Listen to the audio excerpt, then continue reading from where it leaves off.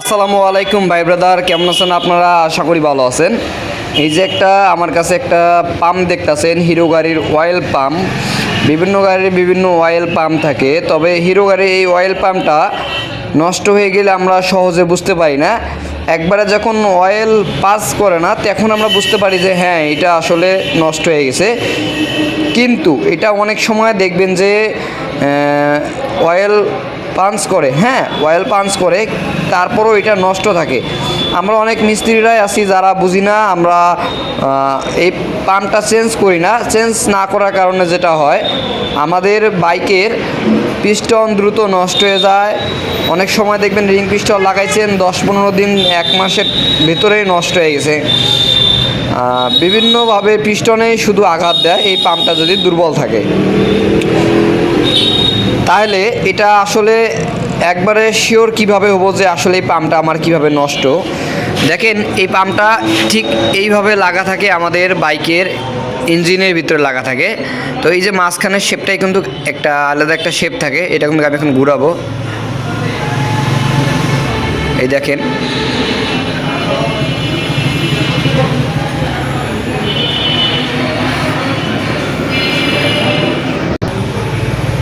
এই পাম্পটা ভালো না খারাপ এটা চেক করার উপায় হলো পাম্পটা এইভাবে সোজা করে রাখবেন।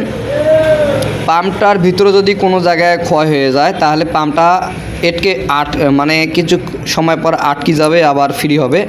আর যদি পাম্পটার ভিতরে কোনো জায়গায় কোনো ক্ষয় না হয়ে থাকে তাহলে এটা যে দিয়ে ঘুরান না কেন এটা আটকেবে না, ঠিক আছে?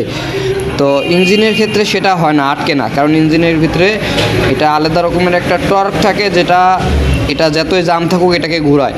আর ঘোরানোর কারণে ইঞ্জিনে অয়েল উঠে, কিন্তু অয়েলের প্রেশার থাকে না, যেটা আমরা সহজে বুঝতে পারি না, বিশেষ করে হিরো গাড়ির এই পাম্পটা। তা দেখেন, আমি আপনাদেরকে দেখাবো। এই যে ঘুরাইতেছি আমি,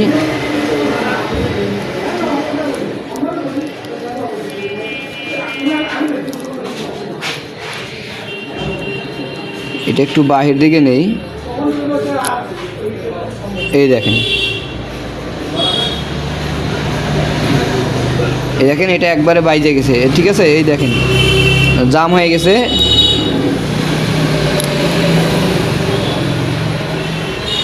আমি যদি এটা ঘুরাই, এই দেখেন জাম হয়ে গেছে। বেশি না, সামান্য কিছুটা জাম হয়ে গেছে। আমি যদি একটু শক্তি খাটাই তাহলে এটা কিন্তু এই যে ফ্রি হয়ে গেছে, ঠিক আছে? এই যে আবার জাম হয়ে গেছে। আবার যদি একটু শক্তি খাটাই, এই যে ফ্রি হয়ে গেছে। তো ইঞ্জিনের ভিতরে এই জামটা জাম না, কিন্তু এই জামটা যদি আপনার থাকে তাহলে আপনার অয়েল পাম্পটা চেঞ্জ করতে হবে। এই পাম্পটার কারণে একটা বাইকে রিং পিস্টন লাগানো হয়েছে, 15 দিন পর পিস্টন আবার ধোঁয়া মারে, সাদা ধোঁয়া। পরবর্তীতে এই পাম্পটা চেঞ্জ করে দিয়ে এখন বাইকটা একদম ক্লিয়ার, অল ক্লিয়ার, কোনো সমস্যা নাই। তো আপনারা এই নজেলটা বাইরের দিকে টান দিয়ে এটা দুই দিকেই ঘুরাবেন, দেখবেন দুই দিকে, একদিকে কোনো দিকে জাম করে কিনা।